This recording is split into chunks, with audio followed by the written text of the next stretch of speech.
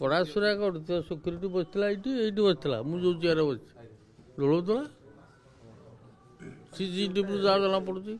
ହଁ କିଛି ଖବର ନିଶ୍ଚୟ ରଖିଥିବ ନହେଲେ କେମିତି ସାହସ କରିବ।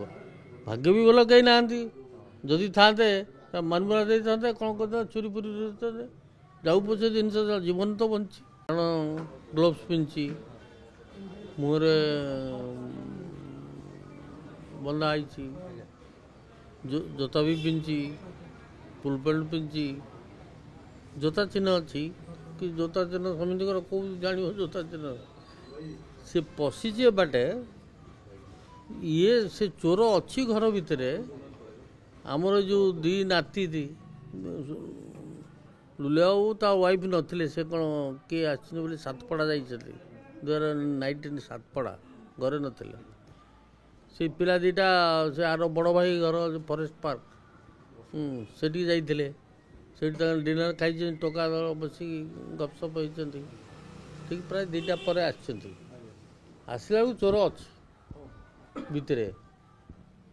ସେ ସାନ ନାତିଟା ଯେତେବେଳେ କବାଟ ଖୋଲୁଛି ସେ ଜାଣିପାରିଛି ସେ ତ ବେଡ଼ରୁମ୍ର ଭିତରେ ଅଛନ୍ତି ନା, ସେ ଗୋଟିଏ ରୁମ୍ର ଭିତରେ ବୋଧେ ପଶିଛନ୍ତି ଲୁଲିଆ ରୁମ୍ରେ, ମାନେ ଦେବଜ୍ୟୋତି ରୁମ୍ରେ।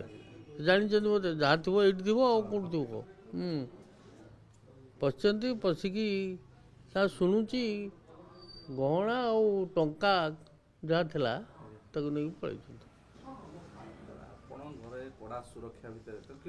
କଡ଼ାସୁରା କରୁଥିବ ସିକ୍ୟୁରିଟି ବସିଥିଲା ଏଇଠି ବସିଥିଲା ମୁଁ ଯେଉଁ ଚେୟାରରେ ବସିଛି ଢୋଳଉଥିଲା CCTV ଯାହା ଜଣାପଡ଼ୁଛି।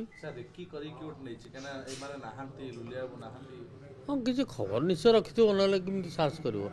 ଭାଗ୍ୟ ବି ଭଲ କେହି ନାହାନ୍ତି, ଯଦି ଥାନ୍ତେ ମାନମରା ଦେଇଥାନ୍ତେ କ'ଣ କରିଥାନ୍ତେ ଚୋରି ଫୁରି ଦେଇଥାନ୍ତେ ଯାଉ ପଛେ ଜିନିଷ ଜୀବନ ତ ବଞ୍ଚିଛି।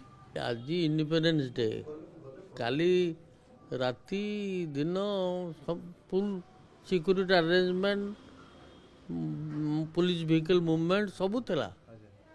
ତା ସତ୍ତ୍ୱେ ବି ସେ ଏତେ ସାହସ କରି ପ୍ରଫେସନାଲ ଚୋର ଆଉ ସେ ରାତି 12ଟା ପର୍ଯ୍ୟନ୍ତ ଅପେକ୍ଷା କରିଛି ସେଠି ଯିଏ ଖାଇବାକୁ ଦିଏ।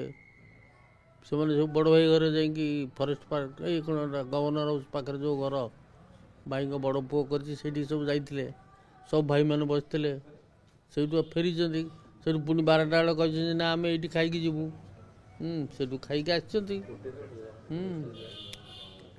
ପ୍ରଫେସନାଲ ଲୋକ। ଏଇଆ ଦୁଃଖ ଲାଗୁଛି କ'ଣ ଯେ ଭୁବନେଶ୍ୱରରେ ଏବେ ପ୍ରଫେସନାଲ ଚୋର ଡକାୟତଙ୍କର ଭର୍ତ୍ତି ହେଇଗଲେ। ସେମାନଙ୍କୁ ହେଲେ ସାଧାରଣ ଲୋକଙ୍କୁ ସୁରକ୍ଷା ଦେବା ବଡ଼ କାଠିକର ପାଠ ହେଇଗଲାଣି ଭୁବନେଶ୍ୱରରେ।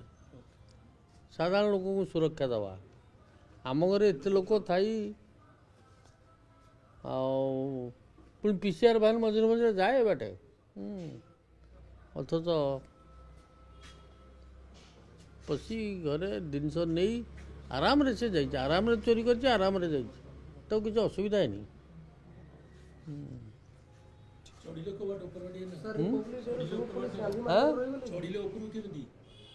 ଉପରୁ ଗଲାଟା ସେ CCTV ଜଣାପଡ଼ୁନି, କିନ୍ତୁ ଜଣାପଡ଼ୁଛି ସେ ଟର୍ଚ୍ଚ ମାରିକି ଗଛ ଗୁଡ଼ା ଅଛି ସେଇ ବାଟ ଦେଇକି ଆସୁଛି।